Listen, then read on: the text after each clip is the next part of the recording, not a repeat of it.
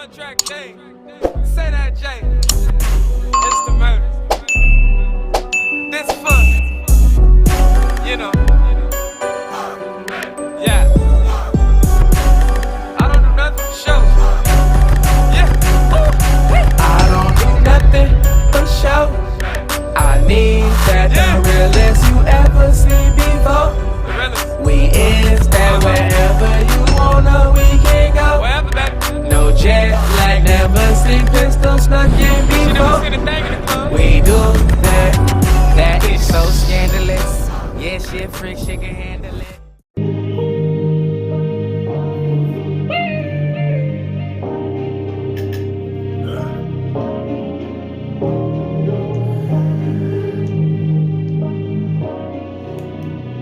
You so lit, better know I see it. These lames ain't shit, why we so lit? Where we going? Where we going? I gotta go with 5 G's, never slow 2 O's, just to smoke one more, then we go. Where we going? Where we going? Couple dollars make a bitch wanna fuck with you. Same dollars make a nigga knuckle up with you. But a nigga been real for a long time. Blackish, that real for a long time. Dollars make a nigga unfuckwittable. These hating bitches looking at us so. Fuck is the deal, world? It's your boy SDJ, Say That J. Listen, that song right there is called Say That J, Where We Going. That's on all streaming platforms. That's Say That J, Where We Going, all streaming platforms. Please run that up for me. I appreciate it. Every click counts. Besides that, www.sdjtv.com is where you can find everything. Right now, we finna get started with EFFYOUTV episode 21. You know EFFYOUTV is where you're gonna get the real, authentic, raw, troll-free, bullshit-free content. It's only one place where hip-hop lives, and that's at EFFYOUTV. Topic number 1 is Kanye West. Kanye West has been in the media, heavy in the media all week. I feel like I wouldn't be media if I didn't give my input on it. Kanye West, rapper out of Chicago, Illinois. I know he doesn't like to be referred to as a rapper, but the first time I ever heard of Kanye West, it was the song Through the Fire, in which he was rapping. So he's become a lot more than just a rapper, but I'm gonna refer to him as a rapper because that's where I got familiar with him from. You know, I didn't even know he made beats when that song came out. You know, so rapper Kanye West out of Chicago, Illinois. Yay, gotta respect the yay. I'm sorry on the Kanye is yay now. But see, this is where I get. This is my whole point right there. You know, Kanye West. I mean, yay. Let me say yay. Politically correct. Yay. He's all over the damn place. He's too much on. He's all over the fucking place. It is a method to his madness. So let me explain this for those who might not know what's going on. Kanye West did an interview on Drink Champs with rapper Noriega. He did an interview with Drink Champs in which he said some things that could be deemed anti-Semitic. Now, anybody else out there watching, I don't know what anti-Semitic is. The Jewish people, the Jews, they have their own definition of racism. If you say or do anything towards the Jews, it's deemed anti-Semitic. Now, he did that interview with Drink Champs. He had a lot to say about corporations, about companies that he's dealing with. He had a lot to say about the Jewish community. He had a lot to say about, you know, just politics in general. Kanye West, when he speaks in volume. Now, with that being said, do I agree with what he said? He also said some things that I won't repeat about George Floyd and what happened with George Floyd. Everybody knows George Floyd, black man killed in Minneapolis, Minnesota by the cop. Not gonna say the cop's name. Fuck him. R.I.P. George Floyd.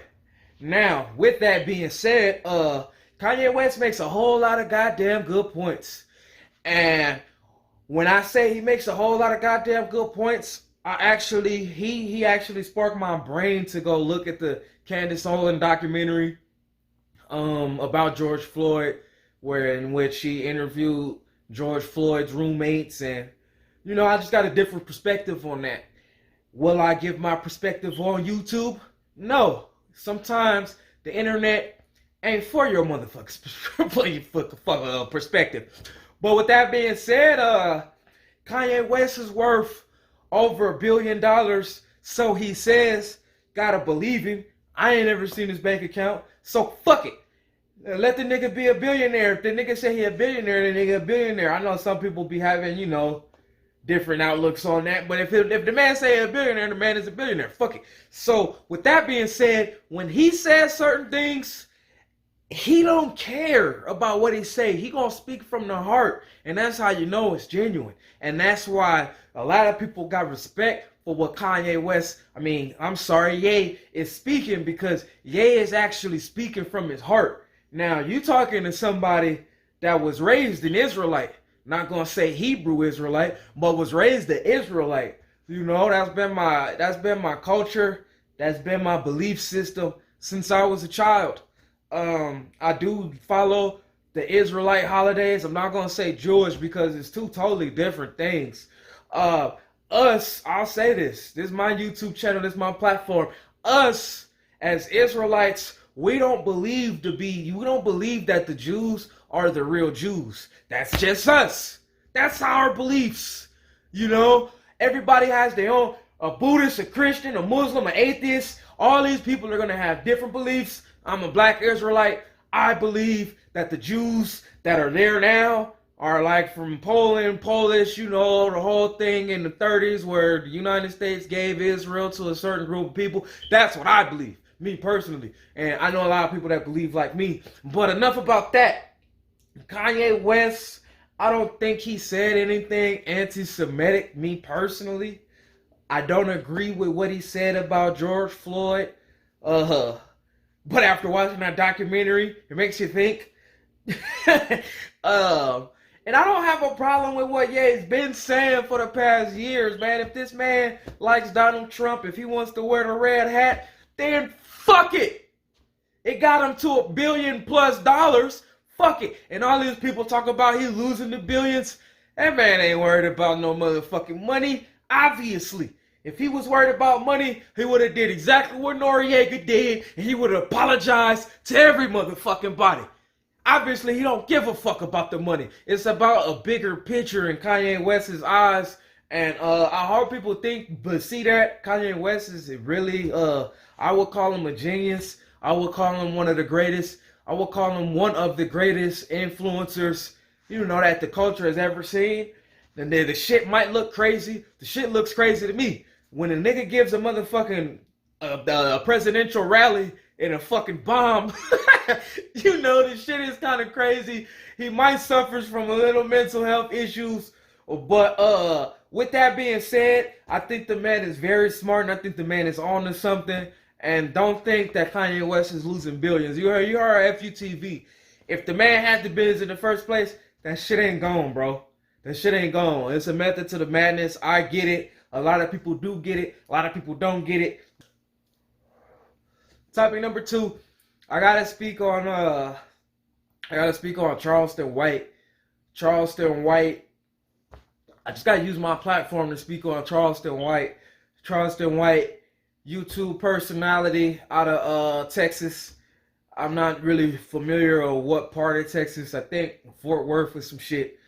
YouTube personality, made a lot of headlines within the past 12 to 15 months. Just saying shock jock, YouTube shock jock, saying disrespectful things about, dead people and, people that, might not necessarily deserve the criticism.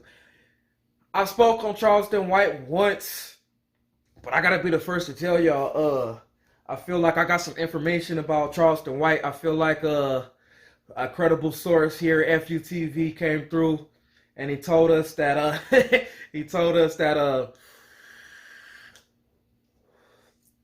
Charleston White is actually in in a silent war with law enforcement. Now you would think how he praises snitching and how he is a self-proclaimed snitch and how he self-proclaimed put people in jail and how he, basically is an advocate for law enforcement. I'm gonna speak for myself personally. I feel like Charleston White is lying.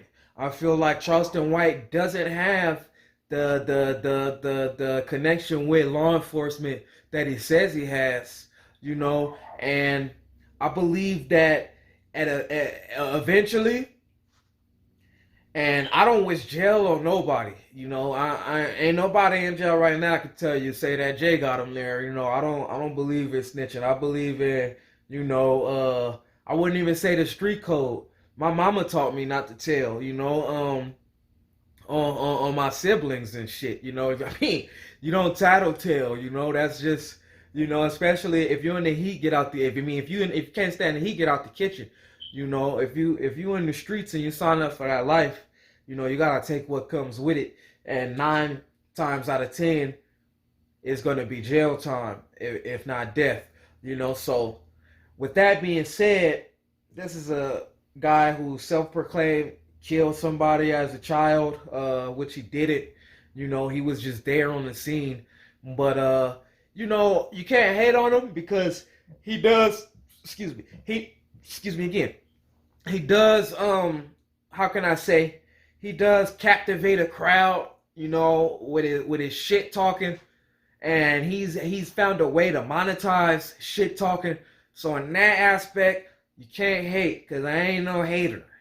But at the same time, when you disrespect the dead for shock jock coins, because he's not getting paid $10,000 an interview, guys. 9 times out of 10, I mean, everybody that does big interviews will tell you out of their own mouth they don't pay for interviews. You can't, you're not gonna get no money. I mean, Charleston White not making no money off Vlad and these people's channels after the interview is dropped. So you could really only monetize it to a certain degree, but you can't. How can I put it? You can't get rich off doing interviews. Let me just say it like that. You have to be doing something about the interview is about for you to, monetize fully. But I say all that to say this. You heard it here first. Charleston White is probably going to be in jail soon for some time. Sources here have informed us that he is in trouble with his local law enforcement, and they gonna bring the hammer down on his ass. He's done some things that I'm not gonna say here on the internet. You never know who watching, never know who might see this. But that motherfucker foul, man. Charleston White foul. He's fouled in a motherfucker, And I'm just gonna put it like this.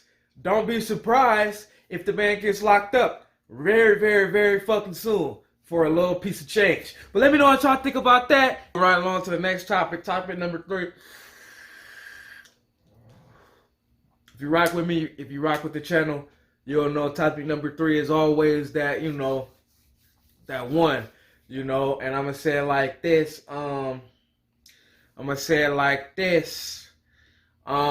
This one, if you rock with the channel, topic number 3 is always that one, where I put a lot of things on the line personally for myself for that topic number 3. So topic number 3 today, I'm gonna speak on, topic number 3. I'm going to speak on the Notorious B1. If you don't know who the Notorious B1 is, the Notorious B1 rapper out of Mississippi from the 90s. Might not know who Notorious B1 is. I don't know who said it first, but he came into the headlines recently, within the past few months, he sampled the Juicy song, and he rapped over the Juicy sample, and he did it before Biggie Smalls. Biggie Smalls, everybody know, rapper out of Brooklyn, New York. R.I.P. now. R.I.P. to Biggie Smalls. Always got to say that when I mention him. Biggie Smalls, I spoke on this channel a few times, mostly in all positive light. You know, Biggie Smalls was an incredible artist, incredible rapper. He got the battle rap with, I want to say the guy's name was Primo. He got the battle rap on YouTube, you know, he in a Hawaiian shirt, you know, he was doing his thing since he was a kid. So they say he was good at rapping, you know, so an incredible artist that, you know, we had while he was here, you know, for the culture. Did a lot of big things, a lot of good things, Big Papa. But when it comes to this topic, it's just so hard because it's credible people, you know, that say Notorious B1 flipped that sample first. Now, you would ask me, who gives a fuck about flipping the sample first? Samples are used multiple times, all the time, right? But see, here's the thing. Biggie Smalls, Notorious B.I.G., Biggie Smalls, he couldn't use the name Biggie Smalls. I spoke on this on my channel. I think it was like one of the first videos I did.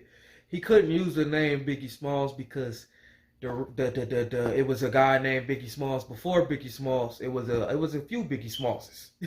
You know, that was rappers, you know, but legally the name belonged to Biggie Smalls, the white guy Biggie Smalls, you know, that mysteriously died, you know, in the 90s. You know, but it belonged to him. So then Biggie Smalls changed his name to Notorious B.I.G., you know. Now that's when Notorious B1 comes in, because there's been a lot of people to go on record to say they remember Notorious B1. Now when Notorious B1 flipped the sample, it was 94, 93. When Juicy came out, it was 95, late 94. So a guy named Notorious B1 flips a sample that a guy who changed his name to Notorious B.I.G., only difference is the I.G. and the 1, which the 1 kind of looks like an I in certain situations. So you really could have, you know, put that together and, you know, stole it easily. You know, that's the whole thing, is if Biggie Smalls, Notorious B.I.G. stole, you know, that name, you know, and the song, you know. Now, one thing I'm going to say, and I'm going to end it, because I don't really want to talk about this. This shit low-key fucked the nigga childhood up. It'd be low-key times where I just be thinking about this shit randomly throughout my day. Like, damn, this nigga stole this nigga's name on some CB4 shit. But thing I say is this. Puff was in control of pretty much all of his marketing at that time. You know, marketing and promotion. We didn't hear about Biggie Smalls on no national level, especially before Puff was involved. So, you know, Puff had a lot of control over those type of image, name, likeness type of things. So, even if Big's crew was aware of this Notorious B1 guy, which he did a phenomenal job on that Juicy flip. I like Notorious B1, his verse on that Juicy flip. I'm a fan of old school hip hop. And that was one I missed. That was one a lot of people missed. You know, that shit was hard. Here Comes the Man, the Big Bellied Man. I like that shit a lot. But when it comes back to Biggie Smalls, Notorious B.I.G., I'm pretty sure that he didn't bite the man on purpose. I don't know, but if I was a betting man, I would bet that he didn't bite the man on purpose. If Puffy was aware, that's some slick, foul, dirty shit. But shout out to Puff though, man, because Puff is actually, you know, a real big contributor to the hip hop as we call it, a culture as we call it. Puffy, is in control, and he's he set a lot of precedences, for a lot of things, especially in '90s hip hop and R&B. So that's just a Mandela effect, oxymoronic, coincidental type of situation, if you ask, say that, Jay. But I would love to know what y'all think about that. Notorious Big. Look that shit up. Compare the shit. Compare the flows. Compare the image. Compare the motherfucking sample flip. And compare the name. And if you do your research and you see who came out first, yeah, it might make you scratch your head. But let me know what y'all think about that. Comments below. DM me. Subscribe. Like it. All that shit. Talk to me, I talk back. Before, in conclusion, I always do battle rap. So topic number 4 is always battle rap. Topic number 4, I gotta speak on one thing that I feel is important for me to speak on is the whole SURF situation. SURF. Hold on, let me get to see that. Topic number 4. Topic number 4 is a situation that I gotta speak on. Battle rap. SURF. I would like to say free SURF, man. SURF, battle rapper out of Newark, New Jersey.